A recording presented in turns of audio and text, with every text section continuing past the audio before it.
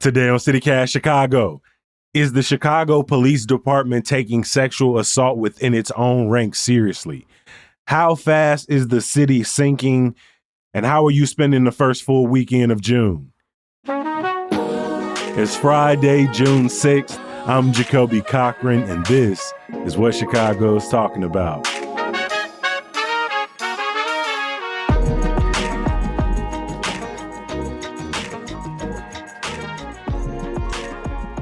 I am joined today by two amazing reporters from the Invisible Institute. Good morning, Maria Inez Zamudio. Hi, good morning. Great to have you here. And we've also got Dana Brozos-Kelleher in the building. Hi, thank you for having us. If you are new to CityCast Chicago, welcome, welcome. We are here every single day, Monday through Friday, talking about the greatest city in the world. And I mean everything, all neighborhoods, all events, the good, the bad, the ugly, the deeply frustrating. And every single Friday, we like to bring in these amazing journalists to talk about some of the biggest stories in their world. But before we get started, it is the first full weekend of June. And I will say this week, the weather started acting a little right? The sun was out more consistently. I even enjoyed walking in the rain earlier this week. And so I wanted to open this up to our guest today. What is something you are really looking forward to as the weather gets more consistent, either this weekend or just something you're looking forward to in June? Maria, I'm going to start with you. I am going to try to do a summer tradition with my bestie, which is biking to the lakefront and going to Hollywood Beach.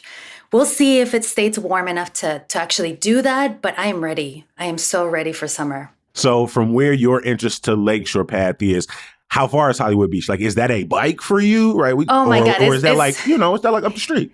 It's a journey for me because I'm biking from Pilsen, but Okay. I just want to, it's Pride Month, so I want to be in queer spaces. And so I don't mind. Dana, over to you. What is something you are looking forward to this June? I mean, I think Maria Inez actually kind of took some of the words out of my mouth aside from the bike ride. I'm not trying to do a long bike ride, but I am trying to be in queer spaces in June and be outside as much as possible. I think those are both my two goals for this month. Of course, the smoke blowing in from Canada might put a damper on any outdoor activities right now. The forecast for today and tomorrow is looking moderate, so hopefully not as bad as it was yesterday, and conditions should continue to improve.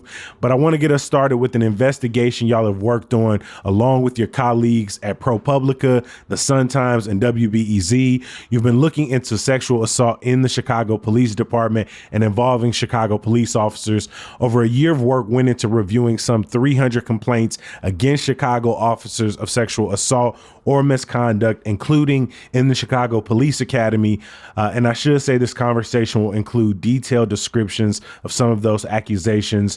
So Dana, can you tell me how this investigation got started?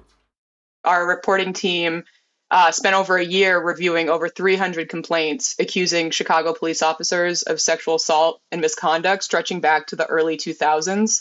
And this work was building off of years of work from our data director, Trina Reynolds-Tyler's work looking at gender-based violence at the hands of police.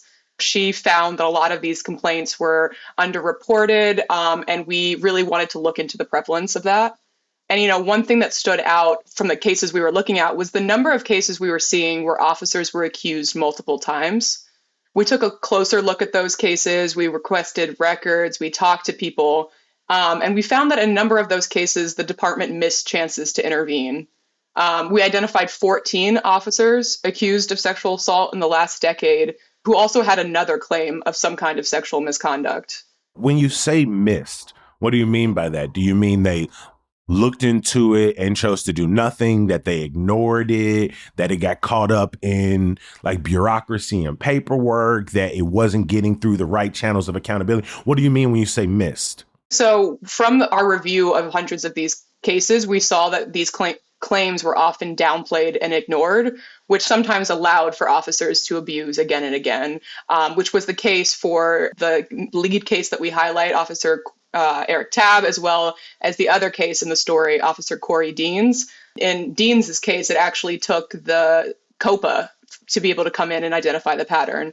Can you tell us a little bit more, Maria, about Officer Eric Tabb, who is really a big part and a big subject in you all's investigation?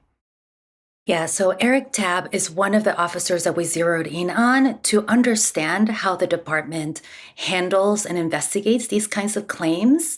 And he was one of the officers who had multiple claims against him.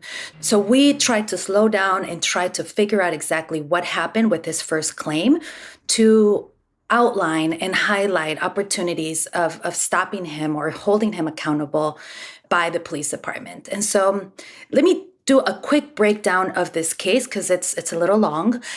So in December of 2023, former police officer Eric Tabb was arrested for allegedly grabbing a fellow police officer's crotch over her uniform and inside a police precinct. This wasn't the first time he faced that kind of accusation. 2 months into the start of his academy, a recruit accused him of touching her inappropriately. Now, we interviewed that first accuser, Alexis Bird Maxey, and a little bit about her. She is a Southside native who dreamt of becoming a police detective and was really excited to be in the academy. She described what happened to her with this person. So she says that she was in a computer lab 2 months into the academy, and Tabb walked behind her at the computer lab, and she says that she felt his hands on her waist, and that he was so close to her that she actually felt his penis pressed up against her. Now, she tried to report him multiple times, but she was unsuccessful.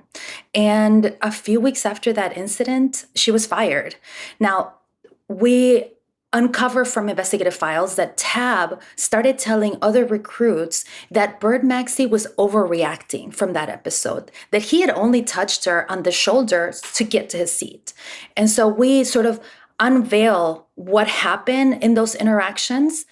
And then we continue the storytelling of this officer, Officer Tabb. By the time he was fired, 5 of the 17 women in his academy class alleged that he had touched them inappropriately. And I want to highlight that the reason why this was such an interesting case for us, because remember, we identified 14 of these officers with multiple complaints, is that this officer, the alleged abuse happened in the academy. This is the place where aspiring police officers go to learn about becoming a police officer and the culture. So we also identified another 4 sexual misconduct complaints filed by recruits over the last 4 years. As you look through these like complaints, these records, not only against Officer Tabb, but against these other 13 or so officers, was there any thing in their file? Was this something kept on record? Did they face any penalties along the way? Demoted, moved into the office, taken off duty, did they, suspension? Were there any consequences along the way besides Tabb's eventual firing? Yeah, so the 2 cases that we highlight are cases that actually ended up in criminal court. Tabb's case is still ongoing. Officer Corey Dean's case was settled, and he was sentenced to probation. But I think that overall, like the question that you're looking at, right, of what happened to each one of these complaints, because we are reviewing hundreds of complaints along with investigative files. That is the work that we're still ongoing. That is still ongoing. And we're still looking through these records, and we're actually working on the next installment of our story. And this is actually where I would love to invite your listeners, if they've ever experienced any kind of misconduct by police officers, please call us. We have created a line where you can leave us your message and we can communicate with each other about these kinds of issues. I'm going to share the number, 312-488-9552. The number again, 312-488-9552. This first story was just the beginning of us really kind of showcasing the breadth of the work that we're doing with these complaints. We're identifying police officers that face multiple accusations. We zeroed in on some cases to understand how the system works. But we will have a more in-depth analysis of these complaints, we hope, in the next few months. I think I was just going to briefly address part of that question by pointing to the case of Corey Deans. I think in that case, it's interesting because we highlight in the story that in 2011, someone comes forward and accuses him of sexual misconduct during a traffic stop. and then of harassing her with phone calls after that. He is suspended for that for, I think, 7 days. And then when another complaint comes in 2017 against him, a later lawsuit that woman files, it looks like she wasn't interviewed for over a year. Like he's just on the street during that time. And it takes 2 more incidents for the behavior to be identified and disciplined.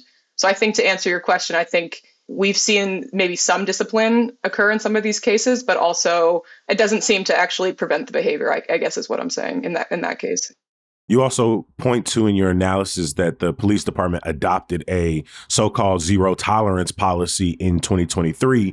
Based on the work you've done, do you think this is something CPD, City Hall, that the appropriate stakeholders are taking seriously in and around the department? We certainly hope so. And we believe that by shedding light on the specific instances where the department might have missed an opportunity to hold someone accountable, like it is our job to highlight that. And we were very intentional about breaking down this sort of investigation, not waiting years to publish, but really sort of continuing to shed light on the issue. And so we hope that by doing that, there's going to be enough of a highlighting of the issue where people do take it seriously and start thinking about this kind of police misconduct. Because the type of police misconduct that we mostly hear about is, homicide shootings, excessive force. But we are also here to say this is also something that is important and it matters. And it actually has a deep impact on the people who experience it. Staying with the Chicago Police Department, earlier this week, we got word of the 51st person exonerated of a homicide conviction tied to the absolutely disgraced former Chicago police detective Reynaldo Guevara, who I do want to remind people was never charged and convicted and was allowed to retire with this cloud of torture and coercion and physical violence hanging over him. Dana, can you talk a little bit more about this story? Antonio McDowell spent 23 years in prison after being wrongfully convicted for a murder and carjacking that relied on coerced witness statements. In 1997, McDowell walked into a CPD station, actually the victim of a shooting, and Guevara tried to get him to ID the person who shot him. When he refused because he didn't know, he ended up being charged and convicted of an unrelated murder. Despite, according to his attorneys, no evidence or witnesses tying him to the crime. He was eventually sentenced to 103 years in prison. In the late 90s, Guevara, and probably, earlier than that, allegedly coerced and physically abused witnesses to make false IDs in cases. And as you mentioned, he was never charged with a crime and was able to retire in 2005. McDowell was petitioned for clemency due to COVID-related health risks in 2020, which Pritzker granted. And in 2023, former state's attorney Kim Foxx dropped the murder charges against him after requesting and testing McDowell's DNA, which cleared him. They didn't drop the carjacking conviction, although last month a judge vacated that carjacking conviction. And on Monday, prosecutors dropped the charge and declined to retry him. According to a WTTW article, to date, the city has paid nearly $100 million to defend, investigate, and settle misconduct cases involving Guevara. The number of cases that we've covered from not only the corrupt detective Guevara, but the violent officer John Burge, Ronald Watts. The way these stories continue to unfold and continue to not only chip away, but completely tear at the fabric of any sense of kind of community police relationship, especially in the city of Chicago, where not only is our distrust warranted 1,000 times over, but like you talked about in your opening story, we know that the legacies of police torture, police coercion go so much deeper than just these 3 officers we mentioned and these hundreds of cases and these hundreds of millions of dollars and payouts that us as taxpayers have been on the hook for the last few years. And so I really appreciate y'all drawing attention to both of these stories. Maria, a story I read earlier this week that I'm not going to lie, when I saw the headline, kind of freaked me out, but I want you to help us kind of break down a little bit more. And it's a new study that talks about how fast Chicago is sinking in comparison to some other major cities. What's going on here? This story grabbed my attention because I have been thinking a lot about how our cities are thinking about the changes that are coming due to climate change. And this is a really good example of like what is coming. So a new study argues that the city of Chicago is slowly sinking and is at risk of flooding and potential structural damage. So, and they compared multiple different cities, and they found that Chicago is sinking the fastest among all major cities on the coast. So let me just tell you a little bit about how it was measured. Virginia Tech researchers looked at 28 of the United States' most populated cities and studied a phenomenon that looks at sinking or settling on the Earth's surface. And so according to that study that was published in April, Chicago is one of 9 cities where they have some areas that are sinking by more than 2 millimeters per year. And the cause for this is sort of interesting too, right? Because it looks at how this is linked to underground water extraction and expanded urban development. So what happens is that when you take a lot of water from an underground aquifer faster than it can replenish, the ground can actually start to crumble. So this story really showcases the interconnectedness of like all of these things that are happening. And it makes me really think about water conservation because we are right next to the world's largest supply of fresh water. And I think that we should be thinking about how we engage with water use too. So it's bringing up a lot of different things for me that are important in my life, specifically even things that you don't think actually matter when it comes to water, like using your AI to do simple administrative tasks or just like a simple search. So I have been thinking a lot about how my daily life also impacts climate change and how the cities are trying to adapt to it. So those are the things that are coming up for me as I read this story. What's coming up for you? Oh my God. When I was reading it, my first question was, how does this rate compare to that of like a Venice, like a city that we constantly hear is sinking? And interestingly enough, it's at a very similar rate, about 1 to 2 millimeters at different parts. Obviously, the structure of Venice makes them a lot more vulnerable to these immediate impacts.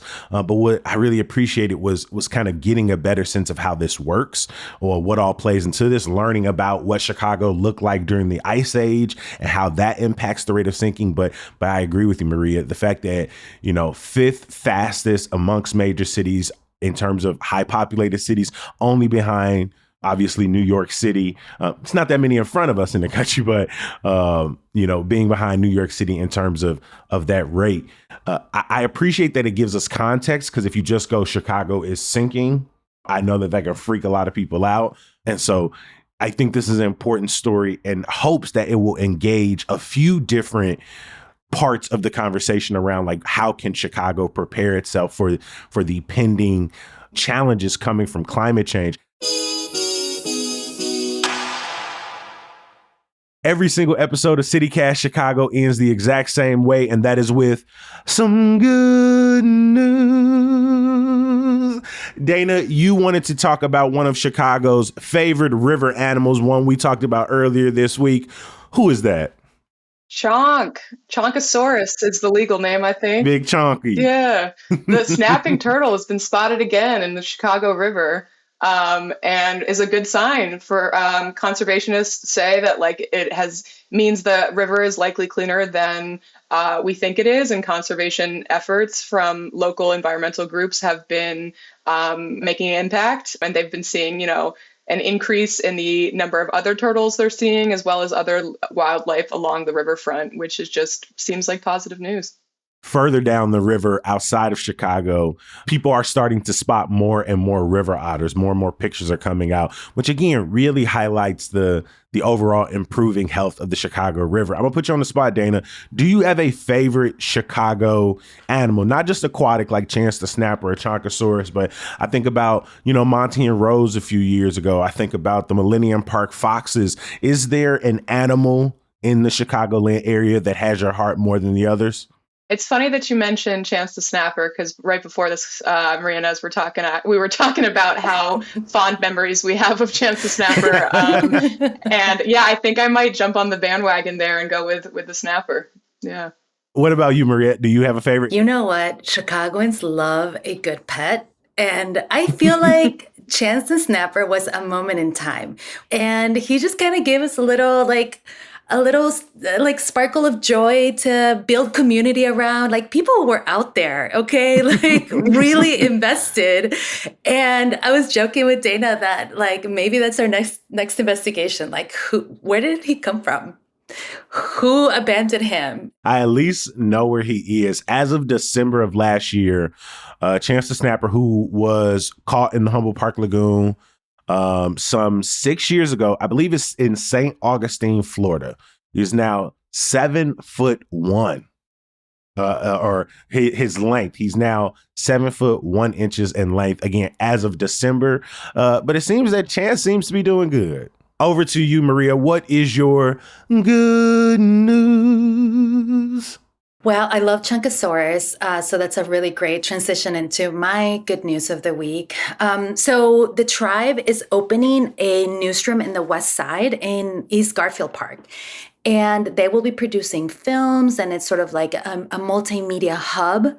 And I'm just really excited to see this award-winning Black-owned media outlet really kind of growing and planning to just create this like in-studio photography space and a community space. And, during a time when we're seeing news organizations really struggle.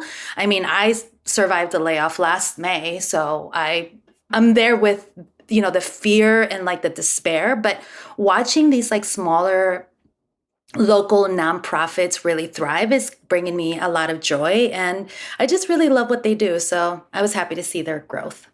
Yeah, this is the tribe's first office space after 8 years. They've worked out of their apartments, co-working spaces, a music studio, Free Spirit Media's former office in the Sears Tower, most recently Chicago Beyond's office in the West Loop. I know how important it is for them to invest in long-term storytelling, how much photo and video is a part of their ecosystem, how much more they want to be doing to highlighting Black stories on the West Side and across the city of Chicago. And I know that this space is going to give them the opportunity to do that. And so I'm really excited for the entire team over at the Tribe. They are frequent collaborators with CityCast Chicago. Shout out to Tonia, Coralie, Tiffany, Morgan, Ash, the entire team over there. We really appreciate y'all. We really excited for this next part of the journey. I am going to finish us out. As I said at the top of the show, this is the first full weekend of June.